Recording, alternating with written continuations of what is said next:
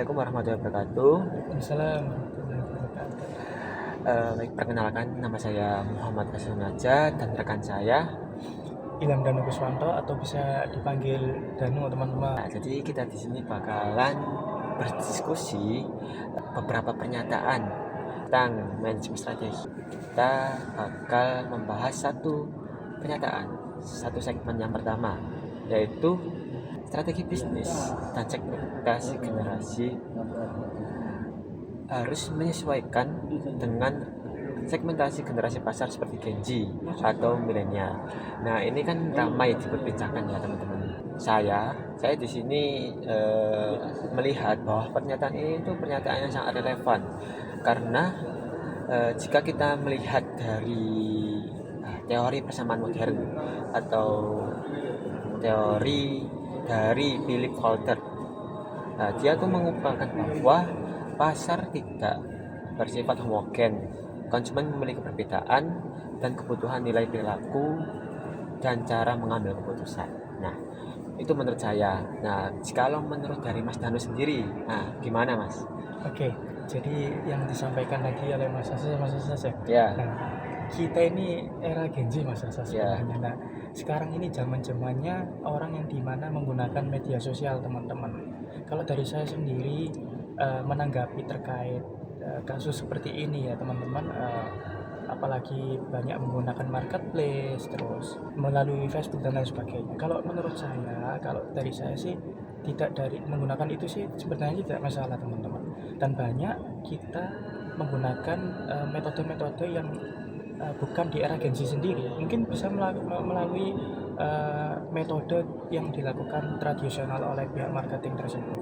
Bahwasanya perusahaan-perusahaan atau orang-orang yang mungkin ketinggalan zaman yang masih nah itu tentunya pasti mengikuti perkembangan zaman sekarang itu sulit teman-teman. Kalau teman-teman tahu orang-orang yang para pejabat-pejabat dulu, kalau ada yang pernah ditanya oleh salah satu media, pasti jawabannya saya tidak bisa mengikuti anak zaman sekarang. Nah, apa solusinya? Kalau dari saya sendiri sih teman-teman ya, kalau teman-teman tahu itu bisa menggunakan dengan metode tradisional saja, mungkin memperbanyak relasi dengan banyak pertemuan di pertemuan hari Minggu biasanya, ayo kita kumpul-kumpul. Disitulah kalau menurut saya ya, kalau dari pendapat saya itu bisa memberikan informasi apa yang kita punya. Nah, itu marketingnya yang bisa kita lakukan tanpa harus seperti zamannya Gen Z yang harus melalui media sosial.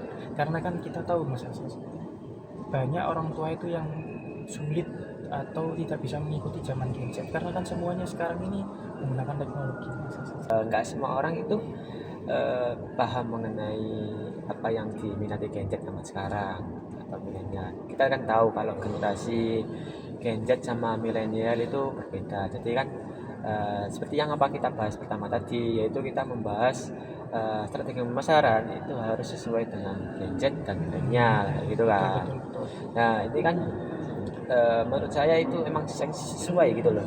Jadi benar, Gen Z sekarang zamannya emang zaman teknologi. Betul. Jadi Saya setuju pengennya juga. yang instan-instan juga kan teman-teman gitu ya. Terus kalau Gen Z sendiri itu tidak suka ribet, betul nggak? Betul. Nah, Betul. tidak suka ribet. Itu yang bedanya milenial dengan Gen Z. Mas. Iya, benar. Jadi zaman sekarang itu banyak sekali pemasaran, strategi pemasaran itu menggunakan media-media digital seperti e-commerce, seperti media sosial dan lain-lain gitulah. Nah, itu kan memudahkan para Gen Z buat mengakses tersebut gitu loh. Berbeda dengan milenial.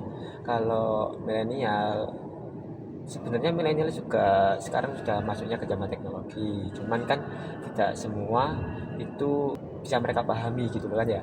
Kita juga harus menyesuaikan. Jika kita mempunyai sebuah usaha, sebuah bisnis, kita juga harus mempunyai strategi tersebut kayak gitu, bener nggak? Betul.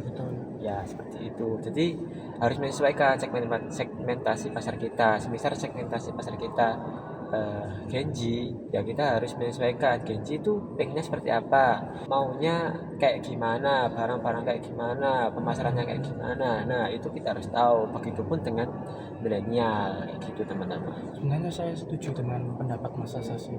Karena tahu nggak teman-teman, ada eh, pasar di Kapasan itu yang sekarang lagi sepi Mas Asas. Nah itu bentuk bentuk kesalahan atau dari marketingnya itu kan sekarang kan zamannya Gen Z ya teman-teman. Nah itu merupakan gimana ya, kita ini juga harus sebenarnya mengikuti zaman Mas Asas. Apalagi zamannya Gen Z yang dimana semua menggunakan sistem teman-teman. Nah itu. Nah sekarang pasar Kapasan itu seorang pemiliknya itu banyak komen ke apa ya namanya yang punya gedung. Nah, bagaimana ini kok gedung saya sepi? Nah, itu. Jadi sebenarnya saya setuju dengan pendapatnya Mas Asas yang tadi Mas Asas katakan. Sekarang ini orang milenial tidak ingin ribet ya Mas Asas, benar ya? Ya Genji lebih tepatnya kayak gitu. Kalau milenial, ya zaman sekarang juga gak mau ribet pasti. Iya sih. Ya, jadi intinya sekarang ini eh, beli barang tidak mau ribet lah. Ya, Sekarang ada juga ini Mas Asas, kalau Mas Asas tahu Shopee ya. itu yang memudahkan untuk seorang apa ya, pembeli itu lebih mudah gitu loh, melalui HP tinggal klik-klik. Nah, Oke, teman-teman. Sekarang kita akan membahas mengenai segmen yang kedua. Nah, di sini itu saya dan Mas Danu akan membahas strategi pemasaran versus strategi apa, Mas? konvensional teman-teman. Nah, Itu konvensional tradisional ya Mas Asas. ya, di mana strategi digital itu lebih bagus daripada strategi konvensional. Nah, oke, menurut saya ya Mas Danu ya, strategi pemasaran digital itu kalau dipakai dilihat dari zaman sekarang ya, strategi yang paling relevan, paling sering digunakan yaitu strategi pemasaran digital. Karena apa? Kita melihat sekarang banyak orang-orang sekarang itu sudah punya gadget semua gitu. Iya, iya, saya setuju teman-teman. Jadi mulai dari kalangan muda hingga tua, mereka itu pasti yang mereka lihat itu gadget. Strategi yang harus digunakan pada zaman saat ini itu yaitu yang paling relevan yaitu strategi pemasaran digital. Karena apa? Di strategi pemasaran digital itu jangkauannya luas teman-teman gitu. Dimana strategi pemasaran digital lebih unggul karena memungkinkan komunikasi dua arah. Kondisi saat ini juga dimana para orang-orang yang jualan itu lebih sering menggunakan pemasaran digital seperti UMKM sekarang yang lebih memasarkan produknya itu di e-commerce, di sosial media, website-website e-commerce yang lain seperti itu teman-teman. Nah, kalau menurut Mas Danu sendiri, apakah pemasaran konvensional itu jauh lebih bagus daripada pemasaran digital pada zaman sekarang? Oke, saya tanggapi deh Mas Asas dan juga teman-teman. Eh, Kalau kita melihat generasi milenial ya teman-teman Mas Asas, bisa sebenarnya teman-teman di kalangan milenial atau para orang tua itu kita media promosinya lewat media wisata. Nah ini yang menarik teman-teman. Dengan apa? Sekarang orang kalau waktu weekend nih teman-teman, kalau Mas Asas tahu itu semua kan pada liburan ya. Kayak misal di Batu atau di mall pun sekalian di mall juga.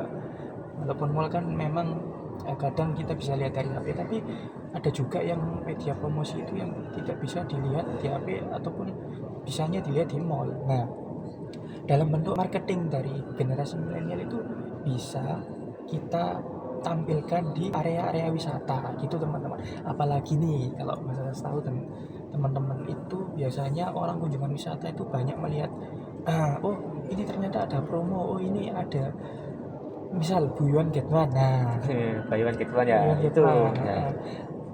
Nggak, dari HP saja loh teman-teman. Kemarin saya waktu beli pizza Domino itu dipasang banner di jalan-jalan. Bayangin teman-teman. Gitu Mas Anas. Iya, iya, iya. Dan juga promosi-promosi sekolah. Jadi ya konsesi sistem perusahaan atau pemilik-pemilik usaha yang lain Mas Anas itu tidak hanya apa ya mempost atau men-share di HP saja teman-teman. Akan tetapi kalau teman-teman lihat itu di jalan-jalan stopan itu dibuka pendaftaran misal SMA Muhammadiyah berapa, PPDB tahun ini. Nah, itu bentuk promosi. Kenapa? Karena orang yang berhenti di lampu merah itu akan melihat pandangannya ke banner-banner.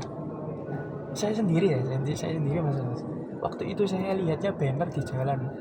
Misal kemarin kan ada pembukaan Domino Pizza teman-teman. Kenapa kok saya tahu? Karena dari jalan itu diskon 50%. Akhirnya saya beli.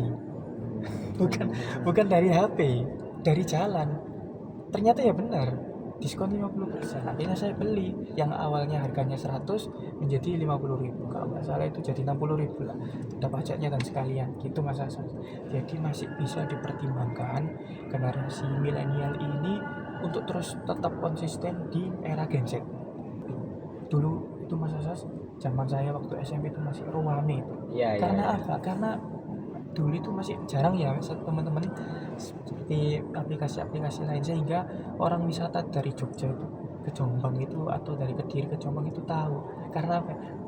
Dari banner-banner, oh restoran ini tempatnya di sini. Jadi nggak melalui HP lah teman-teman. Nah itu sedikit saya eh, kontra ya terkait marketing, karena masih ada harapan lah untuk generasi milenial, generasi tradisional untuk terus konsisten memasarkan melalui area wisata-wisata. Gitu Mas Anas. Kalau menurut saya. Iya, emang benar yang dikatakan sama Mas Danu ya. Dimana emang zaman sekarang kalau kita lihat juga gak banyak juga pemasaran yang masih menggunakan strategi konvensional yang seperti yang dijelaskan sama Mas Danu tadi. Cuman di sini kita melihat dari segmentasi pasar, dimana masyarakat digital itu segmentasi pasar yang dijangkau itu lebih luas gitu Mas Danu ya.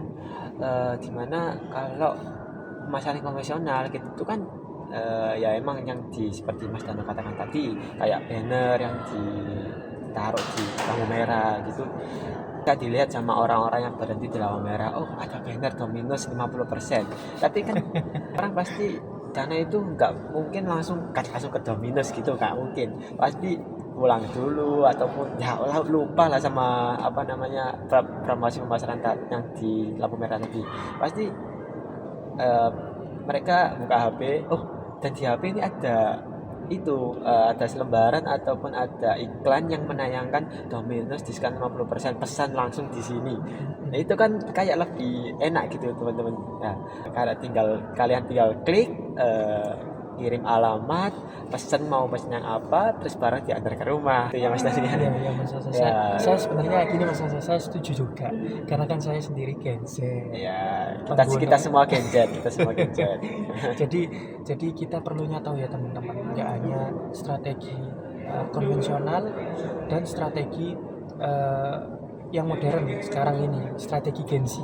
Nah ini teman-teman untuk teman-teman yang di bidang bisnis, yang mempunyai bisnis, ini kasih solusi Mas Asa, Ya, supaya benar. supaya Salah sih. kalau memang tidak bisa menjalankannya dengan media sosial, tapi saya harap sih memang sekarang ini zamannya zaman media sosial. Nah itu Ya, tadi bisa menggunakan strategi milenial. Nah gitu ya Mas Asa. benar gitu teman-teman. Jadi mungkin ini juga sebagai closing statement dari kita di podcast kali ini, karena pembahasan kita juga sampai sini saja.